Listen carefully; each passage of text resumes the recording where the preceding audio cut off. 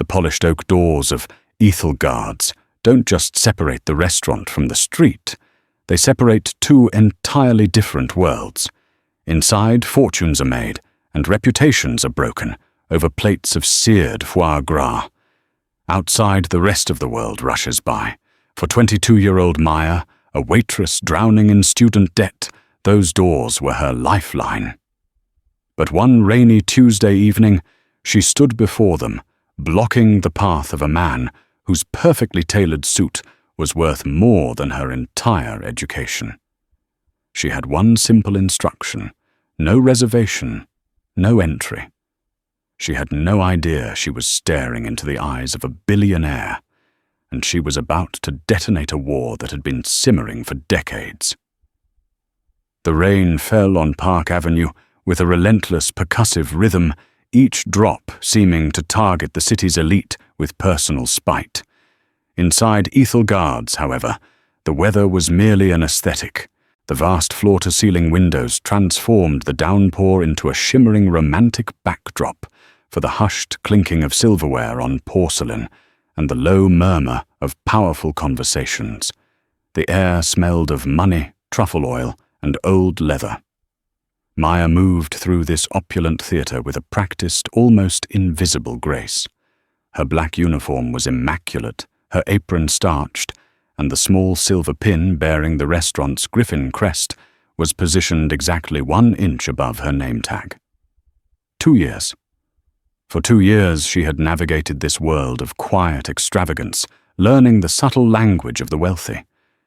She knew which guests preferred their water, with a slice of lime versus lemon, who was having an affair with whom, and most importantly, how to become part of the seamless, perfect service for which Mr. Rowan Harrison paid her a handsome, life-sustaining wage. Mr. Harrison was a ghost in his own establishment. He was rarely seen, but his presence was felt in every detail: the precise temperature of the wine cellar, the thread count of the linen napkins, the almost fanatical emphasis on protocol. And the most sacred protocol of all, the one drilled into every new employee from their first day, was the list. Ethelgard's operated on reservations made weeks, sometimes months in advance. There was no walk-in service. The maître d', a severe but fair man named Bernard, guarded the reservation book like it was a holy text. Tonight the list was full. Every table was accounted for a constellation of names from the highest echelons of finance, art, and politics. It was 8:15 p.m., the peak of the dinner rush, when the heavy oak doors swung inward, admitting a gust of damp, cool air, and a man who did not belong. He wasn't unkempt or loud. On the contrary, he was the picture of refined power. He was tall and lean, with silver hair swept back from a sharp, intelligent face. His suit, a deep charcoal wool, was so exquisitely tailored it seemed to have been woven directly onto his frame, but his eyes were what truly set him apart. They were a pale, piercing blue, and they swept the room with an unnerving combination of amusement and predatory assessment. They missed nothing. Maya was refilling water glasses at a corner table when she saw him stride past the host stand, ignoring Bernard's polite but firm attempt to intercept him. Bernard's face, usually a mask of calm authority, flickered with alarm. Sir, I do apologize, but do you have a reservation this evening?" Bernard's voice was smooth, but Maya could hear the steel underneath. The man didn't stop. He was heading directly for the coveted Table 1, a secluded booth in the back corner that offered panoramic views of the restaurant and was reserved exclusively for Mr. Harrison or his most esteemed guests. Tonight it sat empty, awaiting a 9:00 p.m. booking for a tech mogul. This was a breach, a major one. The staff were trained to handle difficult customers, the entitled heirs, and the demanding socialites. But this was different. This man moved with an aura of absolute certainty, as if the rules that governed mere mortals simply did not apply to him. Maya saw the other waitstaff freeze for a microsecond, their professional poise wavering. She saw Bernard's hand go to his earpiece, likely to alert security. But security was discreet, and discretion took time. This man was 3 steps from table 1. Something inside Maya, a stubborn knot of principle she'd inherited from her factory worker father, tightened. Her father had always told her, "A rule is a rule for a reason, May. Doesn't matter if you're the janitor or the king. You break the small rules, you'll break the big ones." Without a second thought, she placed her water pitcher on a nearby service stand and stepped directly into the man's path. She was 5'5" slender and suddenly felt incredibly small.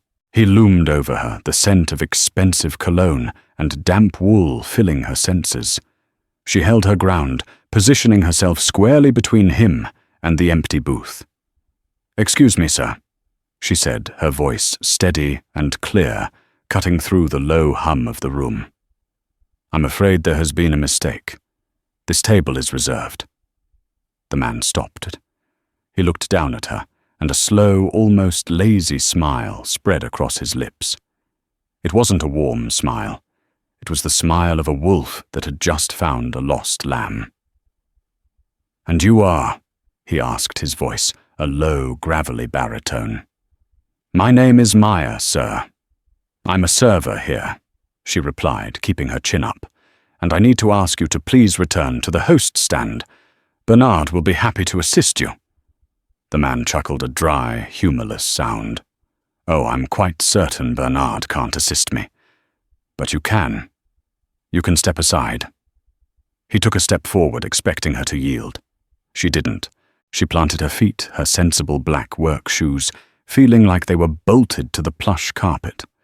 A few nearby diners had paused their conversations, their forks hovering mid-air. The drama was quiet, but it was electric. "I can't do that, sir," Maya said, her heart starting to hammer against her ribs. This was her job. This was her rent, her tuition for night classes, the money she sent home to her mother every month. But Mr. Harrison's rules were absolute. Breaking them was a fireable offense. Allowing them to be broken was just as bad. The man's smile vanished.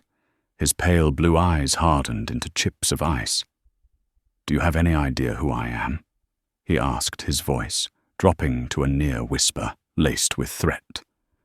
"With all due respect, sir, it doesn't matter." Maya said the words, feeling both brave and terrifying in her mouth. "The policy is the same for everyone. Without a reservation, I cannot allow you to be seated." From the corner of her eye, she saw 2 large men in dark suits, the restaurant's security, begin to move from their discreet positions near the kitchen entrance. Bernard was walking briskly toward them, his face a thundercloud. But the man ignored them. His entire focus was on Maya. He leaned in closer, his voice so low only she could hear it. "My name is Alistair Finch. I suggest you remember that name. Now for the last time, get out of my way." The name meant nothing to Maya. It was just another name in a city full of them. But she saw a flicker of recognition and pure dread on Bernard's face as he approached. "Mr. Finch," Bernard stammered, his composure completely shattered. "My deepest apologies for the misunderstanding. We were not expecting you." Alistair Finch didn't even look at him. His cold gaze was still locked on Maya. "Your server was just explaining the policy to me." He said the word policy as if it were something foul. "Maya, stand down." Bernard hissed, his eyes wide with panic, but Maya couldn't. It was like her body was no longer under her own control. It was controlled by that simple principle her father had taught her. She had been given a rule. She was enforcing it. This man, no matter who he was not an exception. "No," she said, her voice barely a whisper, but echoing with finality in the sudden tense silence that had fallen over their corner of the restaurant. "He doesn't have a reservation. Alistair Finch straightened up a look of genuine cold fury, now replacing his arrogant amusement. He looked from Maya to the approaching security guards, then back to her. A strange, calculating glint appeared in his eye. "You've made a terrible mistake, young lady," he said softly. Then turning on his heel with a fluid grace that was almost menacing, he strode back towards the entrance. He didn't wait for the doorman, pushing the heavy oak door open himself and disappearing back into the rainy New York night, leaving behind a wake of shocked silence and the palpable fear of what was to come. Maya finally let out a breath she didn't realize she'd been holding. Her knees felt weak.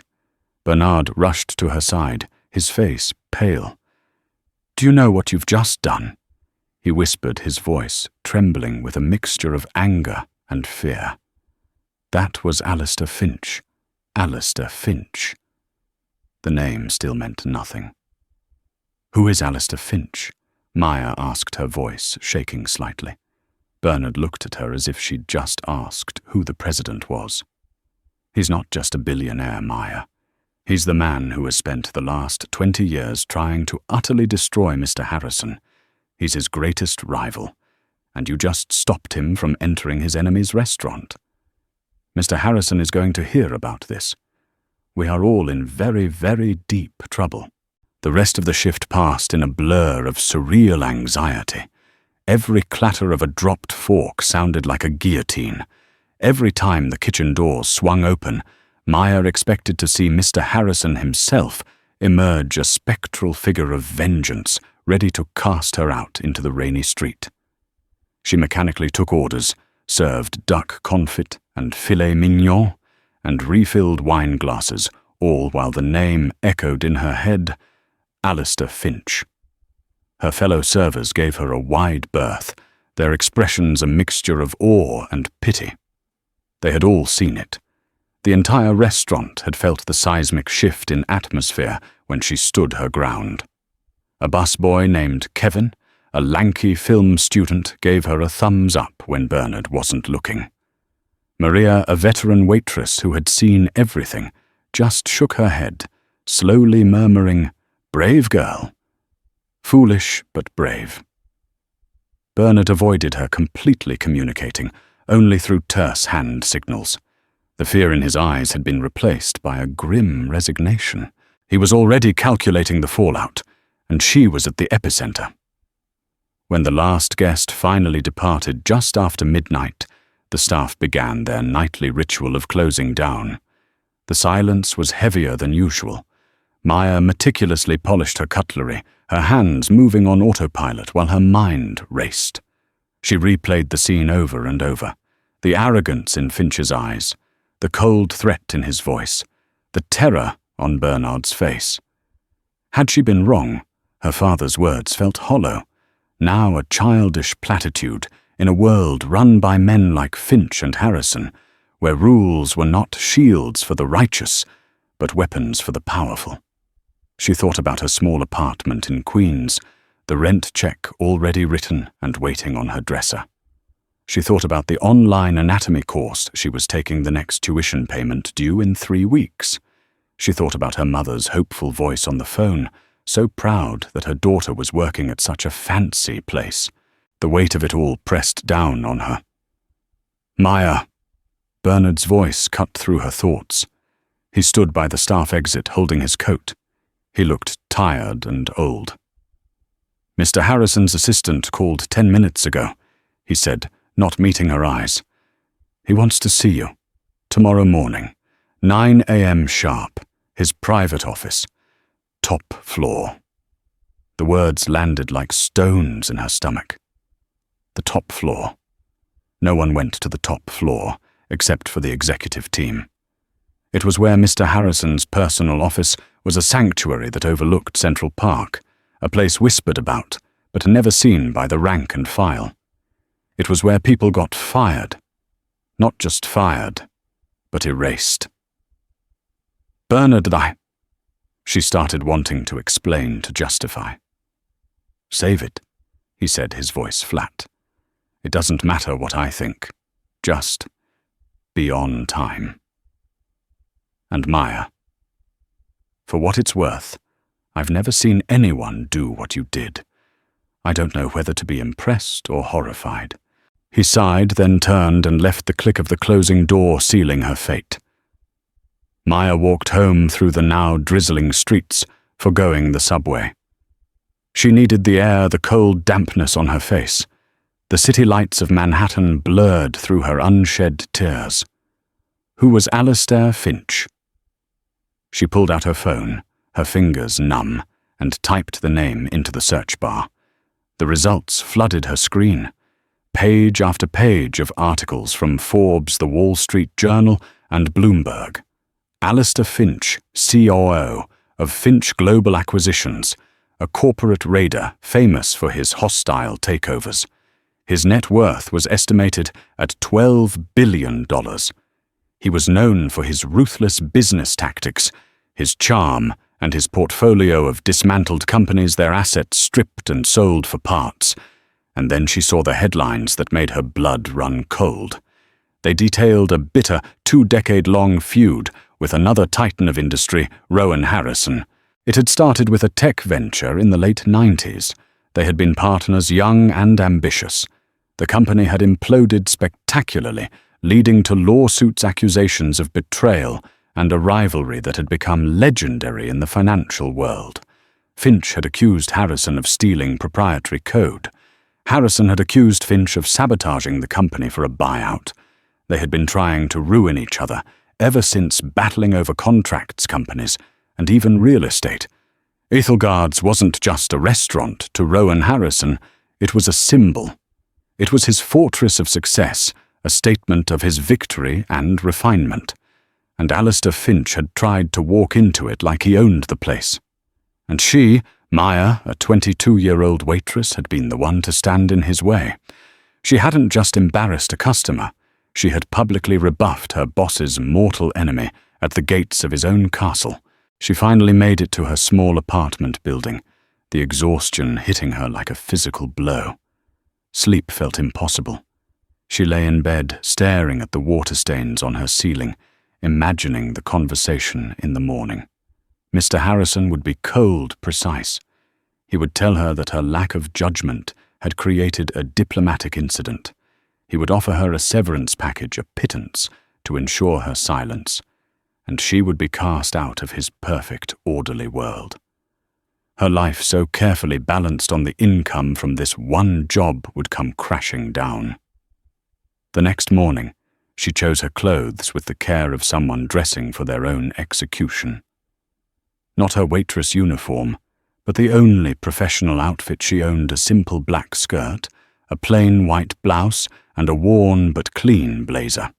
She tied her dark hair back into a severe bun, the same style she wore for her shifts, a subconscious plea for him to remember her as a diligent employee. The journey to the Harrison Tower on 57th Street was a ride through a foreign country. The elevator that morning was not the service lift that smelled of bleach and old food, but a silent, high-speed capsule with polished mahogany walls.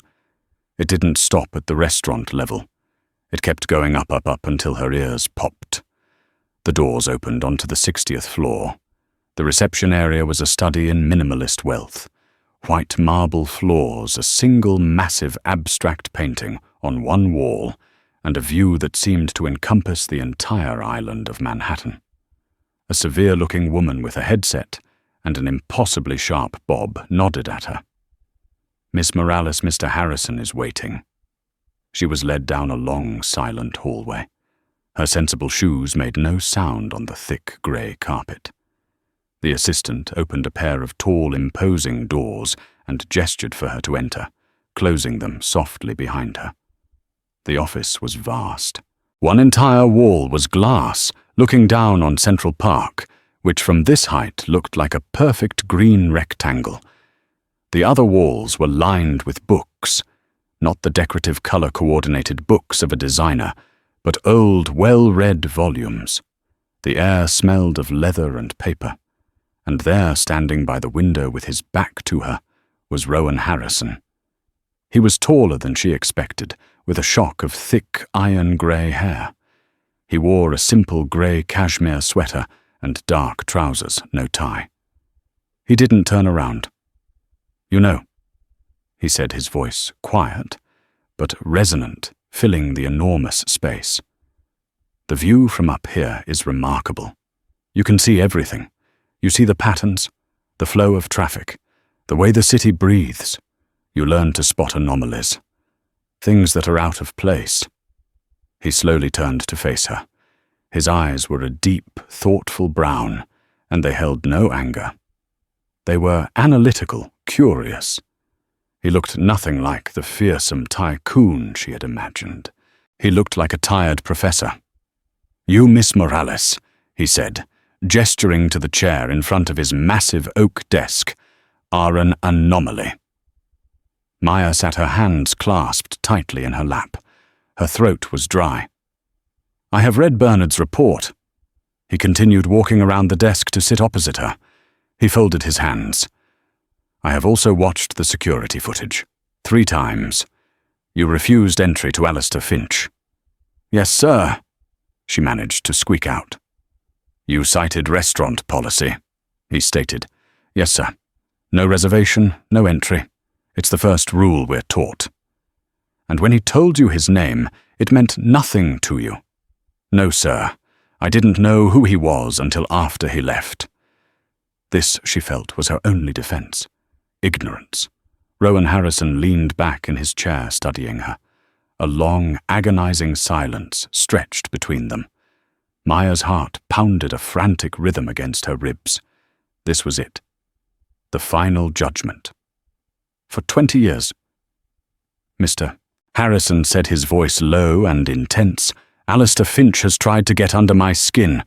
He has poached my executives. He has underbid me on billion-dollar deals.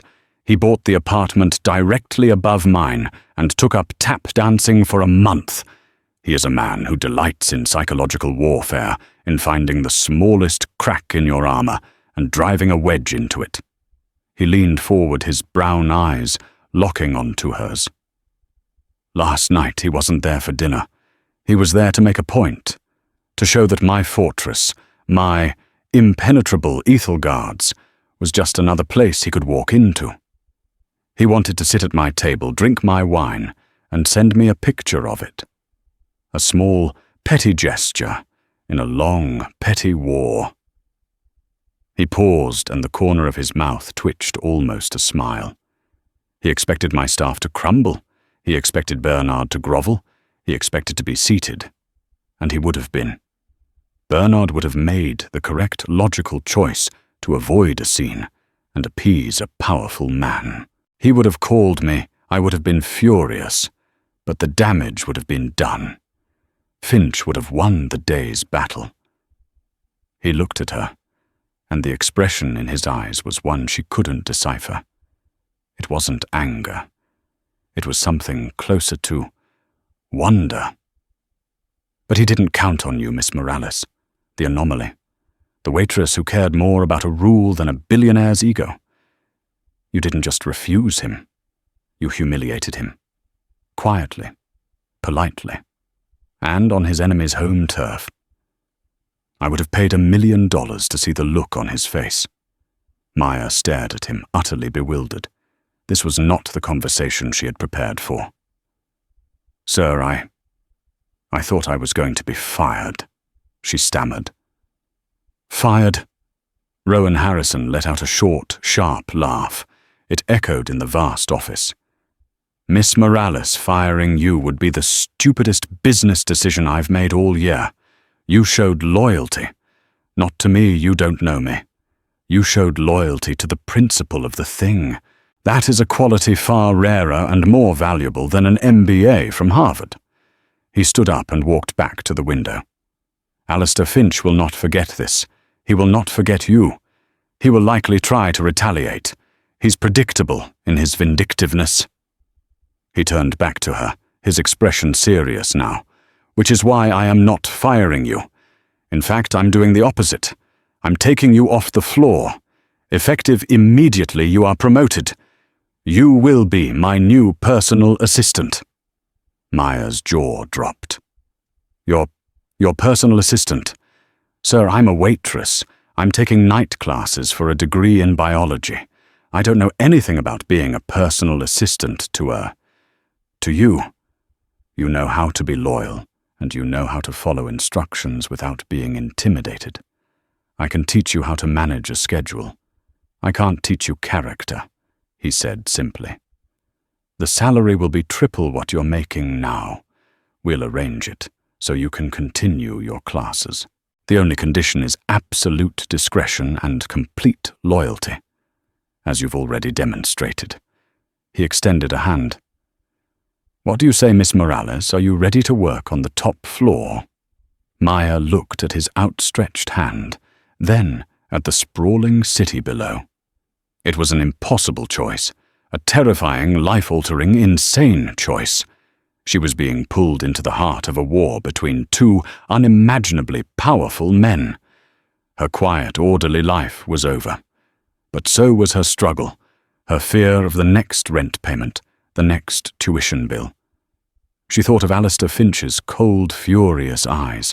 She thought of Mr. Harrison's quiet intensity. She was in over her head, deeply, dangerously so. Slowly she stood up and took his hand. It was warm and firm. Yes, Mr. Harrison, she said, her voice filled with a tremor of both fear and excitement. Yes, I am.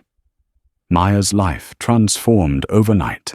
The transition from the restaurant floor to the 60th floor was like stepping through a portal into a parallel universe.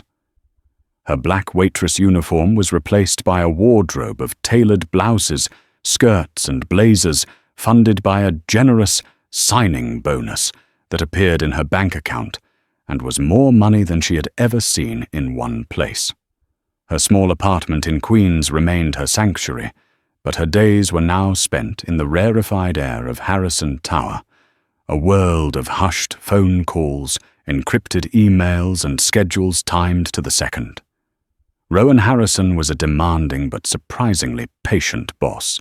He taught her the intricate dance of his life, which calls to put through immediately his daughter Chloe, a university student in London, which to deflect most journalists, and which to handle herself, everyone else.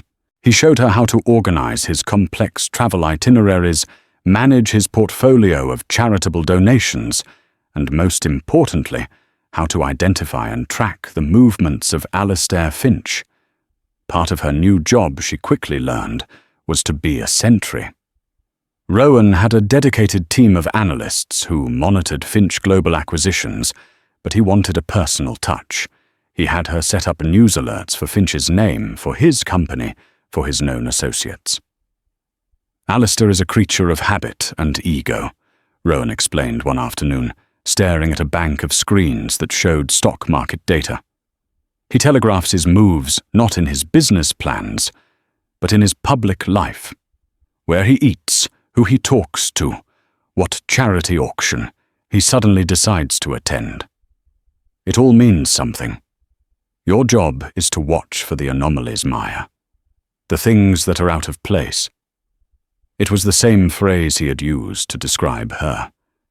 She was his anomaly, and now she was hunting for another.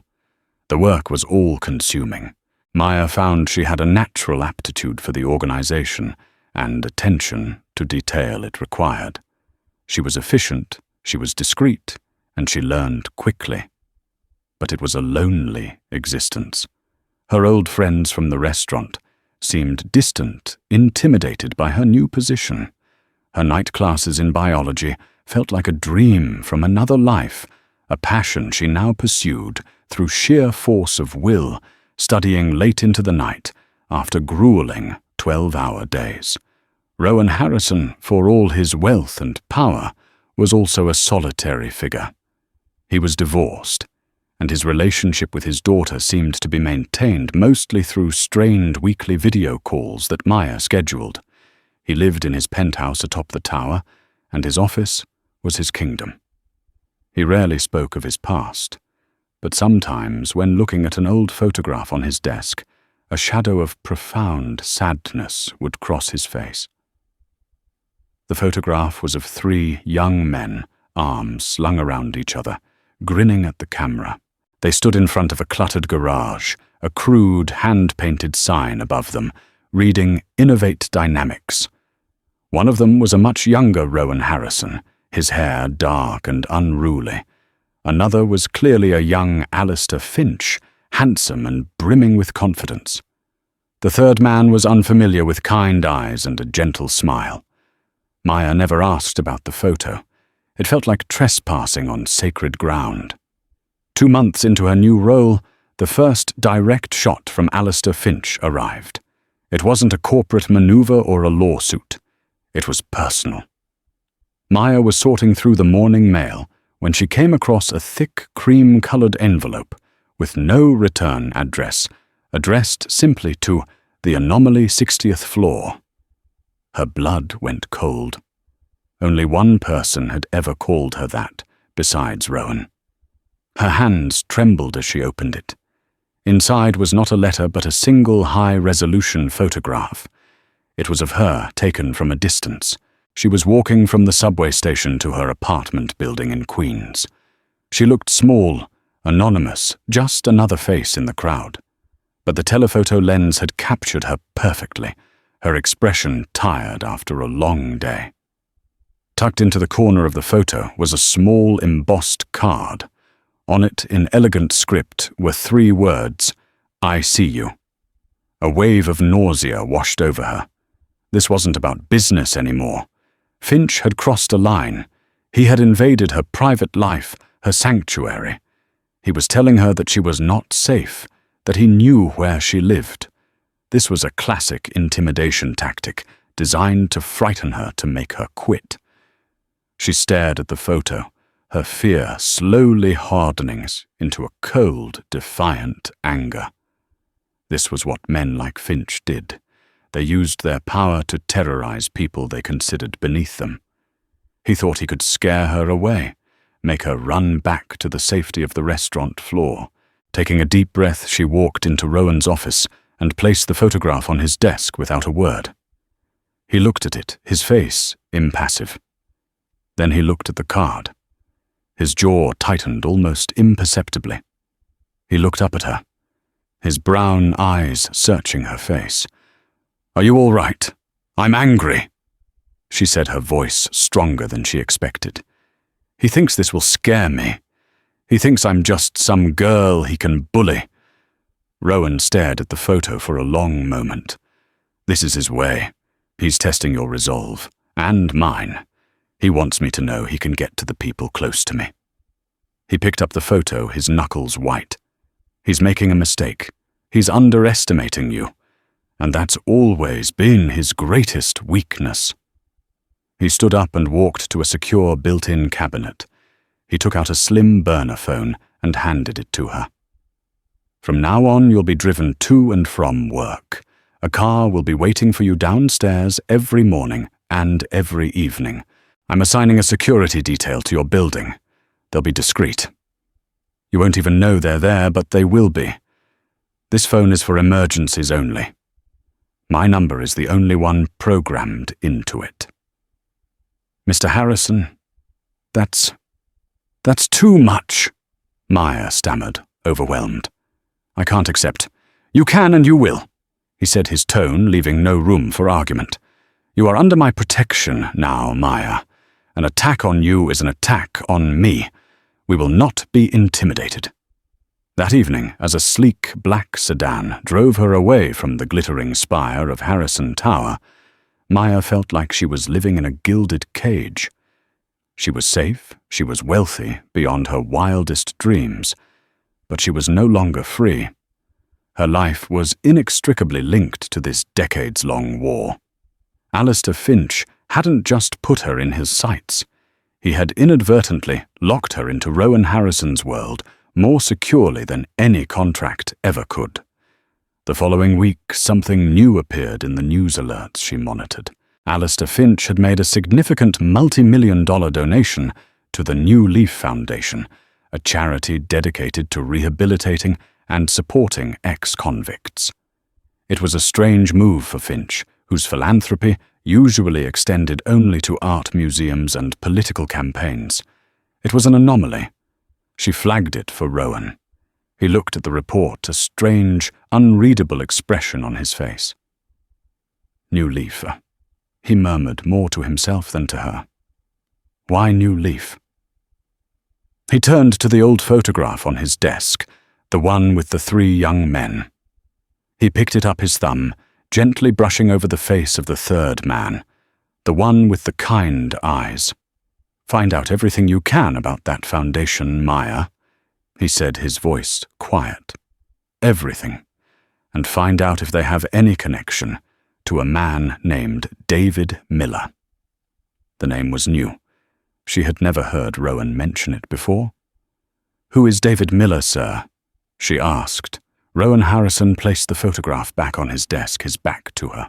He looked out the window at the sprawling city below. He was the 3rd man in that photo. He said, his voice thick with an old, deep-seated pain. He was our partner, our friend. And he was the one who went to prison for what happened at Innovate Dynamics. The name David Miller opened a Pandora's box of sealed court documents, old news clippings and forgotten digital archives. With the resources of Harrison Tower at her disposal, Maya dove into the past, becoming a detective of a 20-year-old tragedy. What she uncovered was a story far more complex and heartbreaking than the simple business rivalry reported in the press. Innovate Dynamics wasn't just a failed tech startup. It was the crucible where 3 friends were broken. Rowan Harrison was the visionary coder, the architect of a revolutionary data compression algorithm. Alistair Finch was the charismatic salesman, the one who brought in the venture capital and charmed the investors. And David Miller, the man with the kind eyes, was the hardware engineer, the one who built the physical infrastructure to make Rowan's code work. He was, by all accounts, the heart of the company, the mediator who smoothed the growing friction between the ambitious Finch and the perfectionist Harrison. The collapse was sudden and catastrophic. On the eve of a major product launch, their primary investor pulled out, citing a breach of contract. The company went into a death spiral. Lawsuits followed. In the wreckage, a key piece of their proprietary code surfaced in the hands of a competitor. Accusations of corporate espionage flew in every direction. But the final fatal blow was a charge of wire fraud. Someone had falsified financial documents to secure a bridge loan in a desperate attempt to keep the company afloat. The paper trail, cunningly and meticulously crafted, led directly and unequivocally to one man, David Miller. Alistair Finch testified against him. He claimed David had confessed to him in a moment of panic that he had acted alone out of a misguided loyalty to the company. Rowan Harrison, devastated and betrayed, remained silent, his legal team, advising him that any statement could implicate him further. David Miller, faced with a mountain of irrefutable, albeit falsified evidence, and abandoned by his 2 best friends, took a plea deal. He was sentenced to 7 years in federal prison. He served 5. Innovate Dynamics was liquidated. Rowan Harrison used his part of the wreckage to build his new empire. Alistair Finch used his to start his acquisitions firm. David Miller was left with a criminal record and a shattered life. He had vanished after his release. And now, 20 years later, Alistair Finch was donating millions to a charity for ex-convicts. A charity that Maya discovered after a few discreet inquiries had recently taken on a new consultant for their job placement program, a quiet, unassuming man named David Miller. It was a move of breathtaking audacity. Finch wasn't just reaching out to his old discarded friend. He was weaponizing him. Maya presented her findings to Rowan in his office. She laid out the timeline, the court transcripts, the connection to the New Leaf Foundation. As she spoke, she watched the color drain from Rowan's face. He looked at the photo of the 3 young men, his expression a mask of anguish.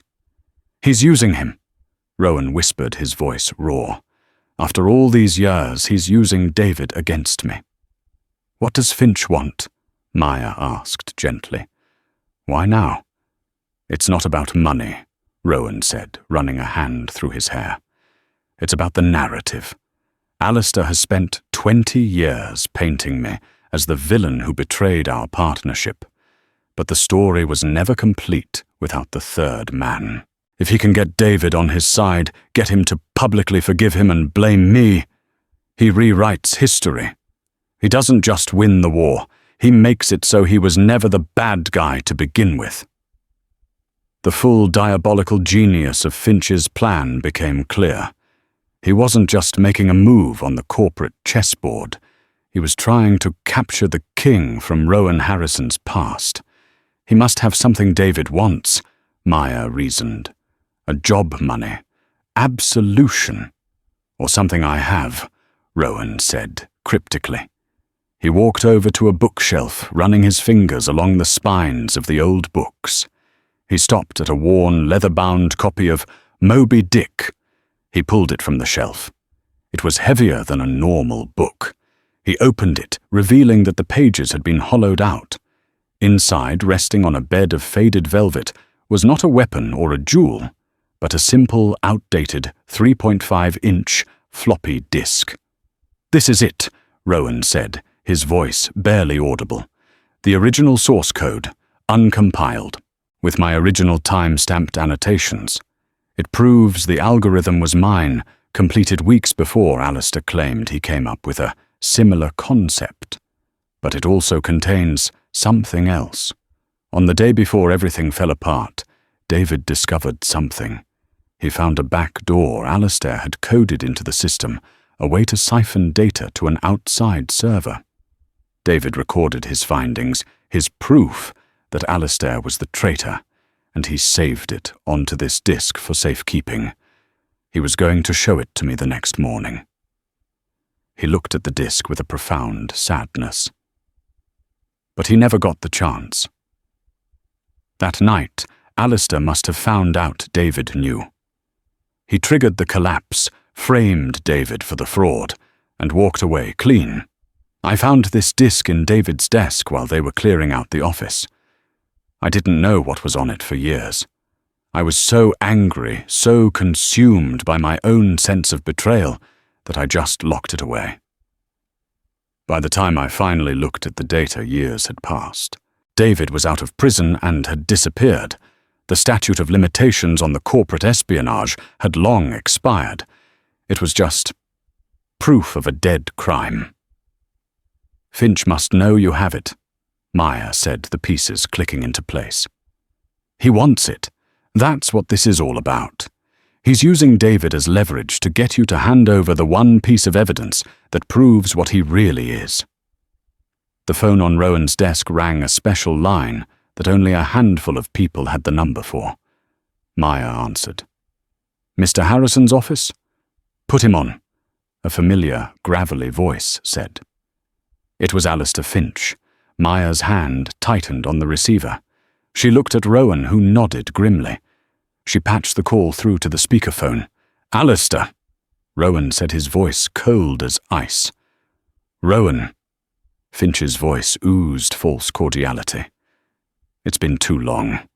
I trust you've been keeping up with my philanthropic endeavors. I've reconnected with an old friend of ours, David.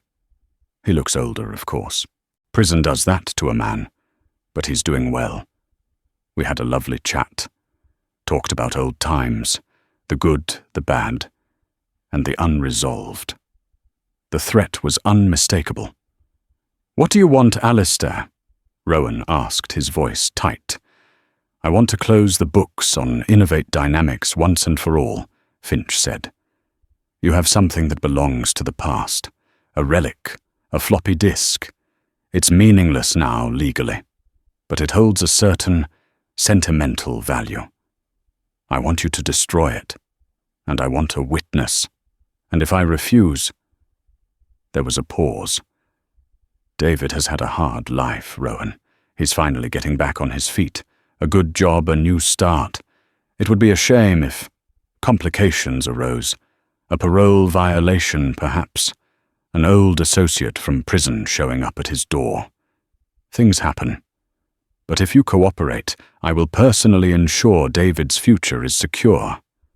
I'll set up a trust fund for him that will make him a wealthier man. He'll never have to worry about anything again.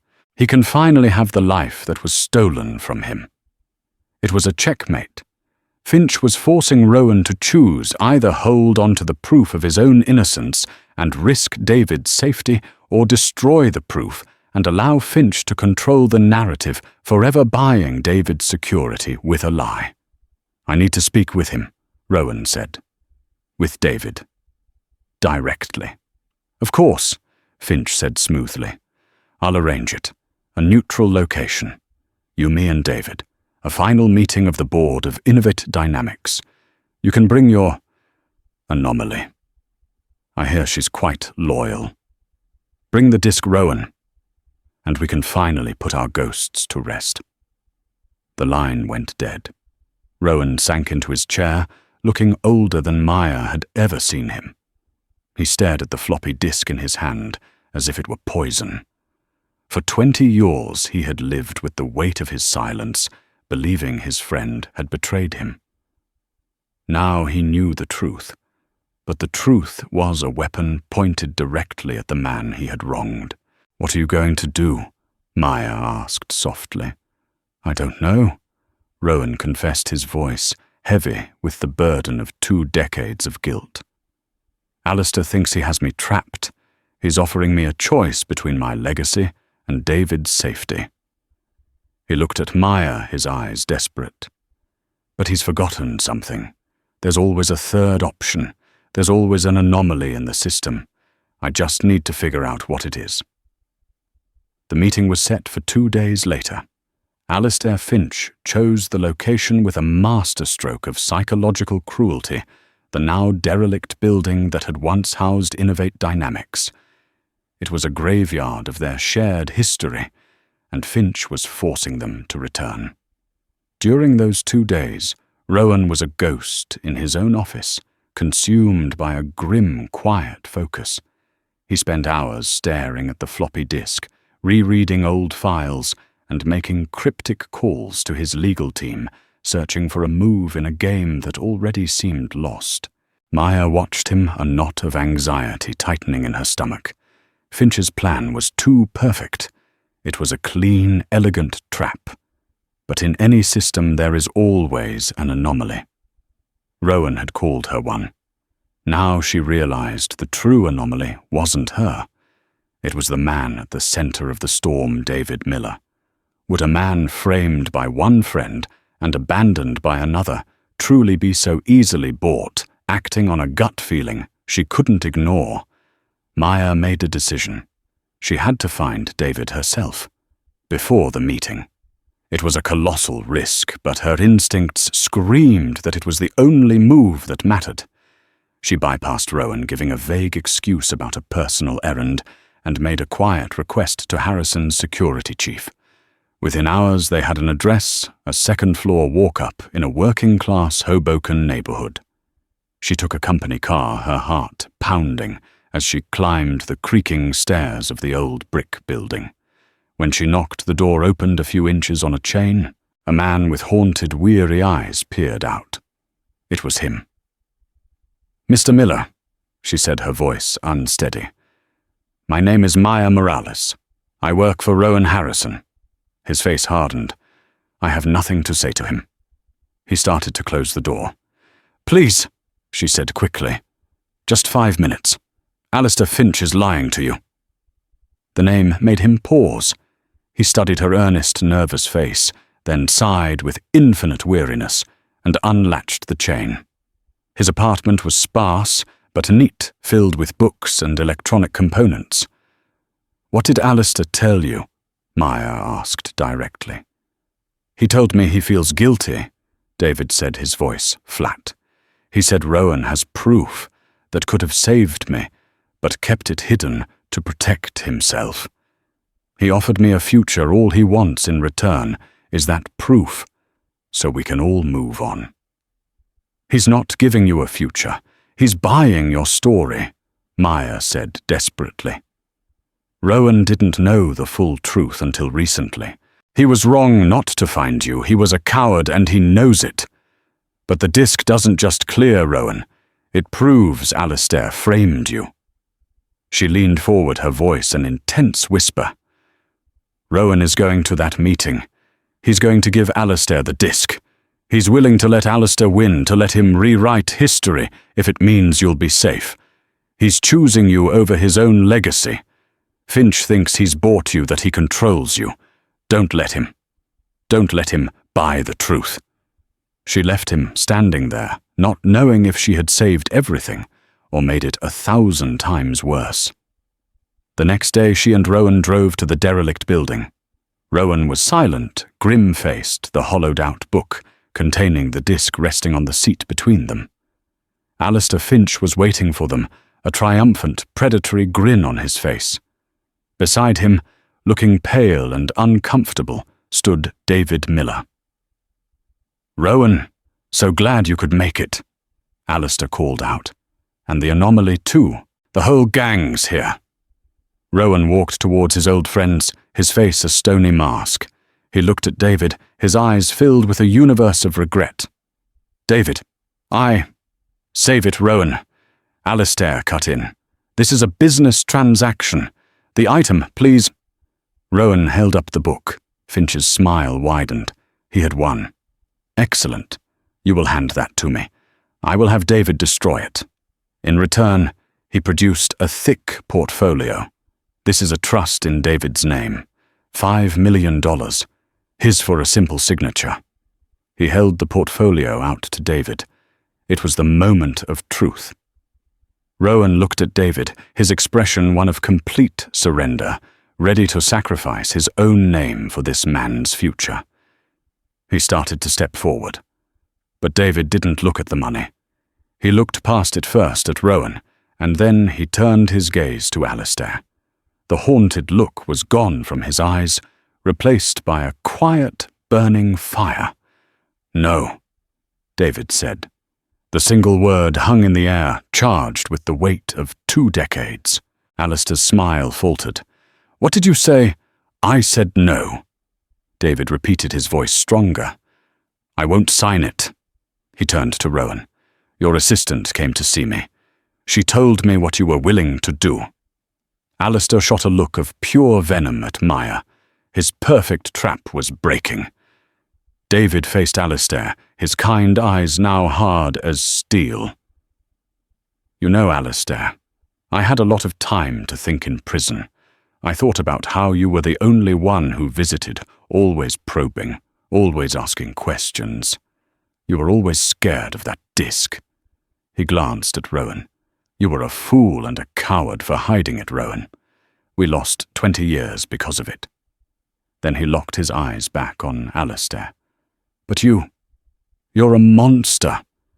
You destroyed a man's life, and you were going to pay me to help you bury the body. You're choosing him over a fortune."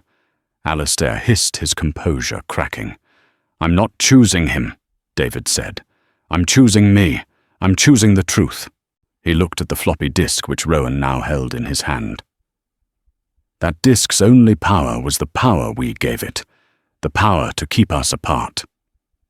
Then David did the last thing anyone expected.